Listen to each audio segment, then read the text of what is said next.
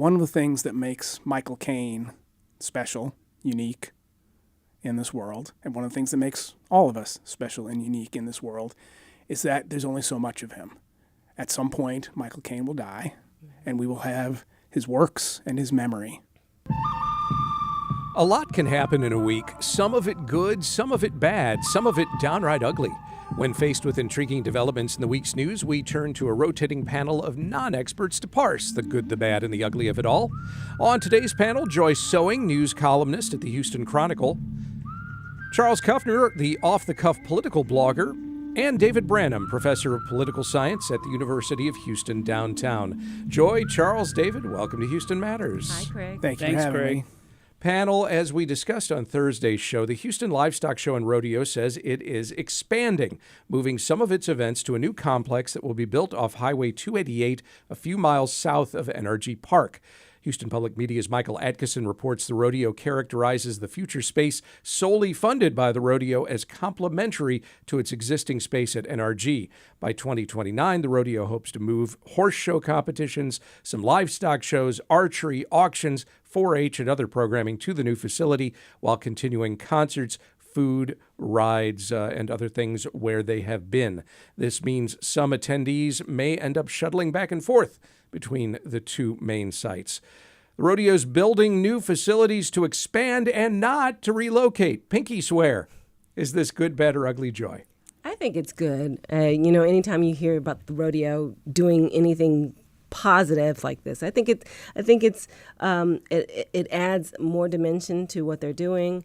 The fact that you have to shuttle back and forth anyway, like going on the rail or parking or anything like that. So I don't see a downside, and I'm glad that they're staying within the area and not going somewhere else. Okay, good, bad, or ugly, Charles? Yeah, I basically agree with Joy. I don't see this as being any kind of harbinger that they are looking to move. I mean, for one thing, if they were, certainly I don't think they would move to a location like this that's going to be, I think, somewhat less accessible by car and not at all accessible by the light rail, which a lot of people use to get to the rodeo. Frankly, if they're going to move someday, it's going to be out in the burbs, and that's going to be a whole different kettle of fish. But yeah, I mean, they have an interest in doing more stuff. The space that's there is going to be somewhat constrained until we finally decide what we're going to do with the Astrodome. And this makes sense, so it's fine. I'm sure we'll decide that any day now, right? Any day. Good, bad, or ugly, David? I'm going to say good as well, but it's going to be different. It's a sign that the rodeo is getting so big that it's impossible to keep in one spot. So that means you're not going to have it like in the old days where everything was there and you can go to the concert, you can go do the rides, and then all the sightseeing and all the rodeo stuff. I mean, that was a lot of fun, and those were great memories, but it's too big now to do that. So they have to expand, and I say it's good that they're expanding. It'll be different. I think it'll be good still, but it'll be different. Panel, we learned this week that Houston might very well see that long-desired National Hockey League expansion franchise. Or it might go to Austin instead. NHL Commissioner Gary Bettman announced Tuesday that his league has entered an agreement with the Houston-based Friedkin family, who is prepared to invest $3.5 billion to cover an expansion fee and build a new arena.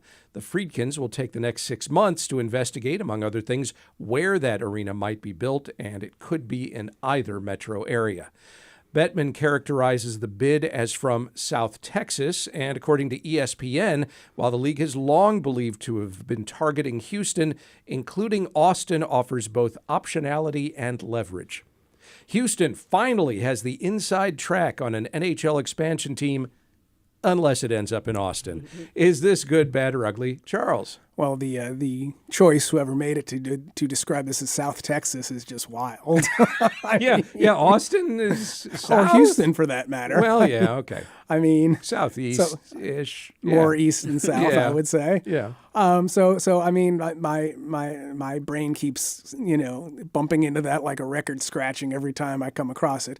It's fine. I mean, it's interesting to me that they want a new arena built out of this one way or the other, because I think everyone assumed, especially since Tillman Fertitta was the original person named as a potential owner of an NHL franchise, that they would just use the Toyota Center, which is perfectly capable of doing this. It's a perfectly fine arena that's the right capacity and certainly could be used. I'm curious as to where in either city they think a new arena might go. My initial thought, honestly, was that we shouldn't necessarily expect this to be in the city center in either place, just because of, the land's going to be cheaper out in the burbs. That may be more so for Houston than for Austin. It's hard to say. And, there's only so far out you want to go before it doesn't feel like you're in that place anymore. I still think Houston has the inside track. I think Austin was kind of ginned up at the end there just to make it more, if you have two sites playing against each other, then you hopefully can get a better deal out of one of them. But I think it's fine. It's good. All right. Good, bad, or ugly. David.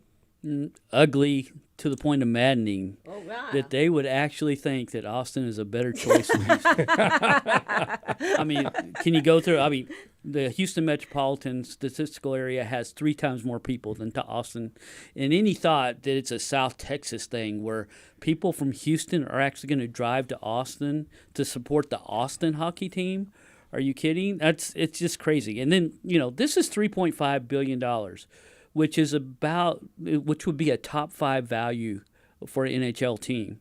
I mean, there's only a few teams in that $3 billion category. And so they're going to put that team in Austin. I mean, the NHL has done this a couple times. Utah, it's a small market. Columbus, it's a growing market, but it's a small market. And they put these teams in there, and these teams thrive because of revenue sharing, because all the teams share their media with each other. So, this is a bad move on the NHL or Gary Bettman, for him to sit there and say, this is a South Texas bid, and as if that, Austin and Houston are the same city and they're together. They're not. People in Houston will not support a team that says Austin. That's true. It's not going to happen. So it's ugly. All right. Good, bad, or ugly. Joy. I think I kind of agree with David on this. And I'm, as a former skater, and my brother was a hockey player. We grew up in this sport. I would love to see an NHL franchise here. I don't think we've ever had one. Absolutely. I remember going to the Arrows games when I was a kid, and I would like to see that happen again. I would like to know if we would have the participation by people buying tickets and everything here, because I don't know how many people really know about skating and hockey in this city, but I think it would be good to have it here. Austin, I agree with you. If it's in Austin, I'm not going. I think Austin is pretty hungry to have a major league team. They were in the bidding for a WNBA franchise. They do now have an MLS team. I think Austin wants to have a team from one of the big 4 sports. I think they're pretty hungry for that. Well, it's a big metropolitan area. Yeah. It's 2.5 million people, and it's got San Antonio close. But it's not Houston. No, it's not. I mean, it's not even close. No. So it's crazy to actually put them both in the same conversation. And they're too weird anyway. Well, they'd like Thank to keep you, it Joy. that way. Panel, Christopher Nolan's film adaptation of Homer's The Odyssey will hit theaters in 3 weeks. Ahead of it, AI audio firm 11 Labs is releasing a 13-hour audiobook version of Homer's epic poem, narrated by a replica voice of Nolan movie regular Michael Caine. The release has no affiliation with the movie, but Caine's been consulted and approved project marketing in a partnership the company says is rooted in consent and compensation. Variety reports it's not clear if Caine has heard the final project. The actor licensed his voice and likeness to the firm last year. A replicated Michael Caine's narrating an AI firm's audiobook production of The Odyssey. Is this good, bad, or ugly, David? Yeah, this brought back memories of sophomore English, where you had your literature book that was 3 inches thick, and you had to read this. It was long. It was really, really long. But I'm going to say this is good. I mean, because Michael Caine is actually given permission here. He's not going to actually read it.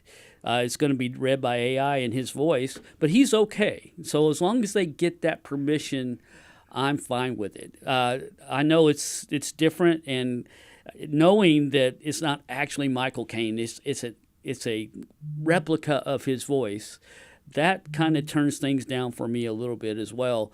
But in the same manner, it's going to be a lot easier to actually produce these good movies because you have this technology, and that means better entertainment for the consumer. So I'm good with it. And again, this is for an audiobook, not for a movie. Just to clarify that. Okay.